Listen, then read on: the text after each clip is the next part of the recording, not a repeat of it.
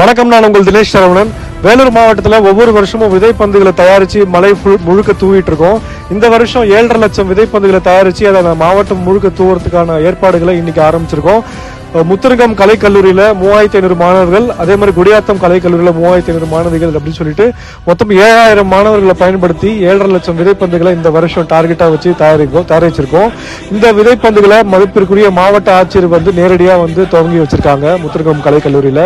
இந்த வருஷம் தொடர்ந்து இந்த மலைப்பகுதியை முழுக்க தூவி அடுத்த வருஷம் இந்த விதைப்பந்துகள்லாம் முளைச்சி மரமாகறதுக்கு நம்ம கண் முன்னாடி பார்க்கலாம்.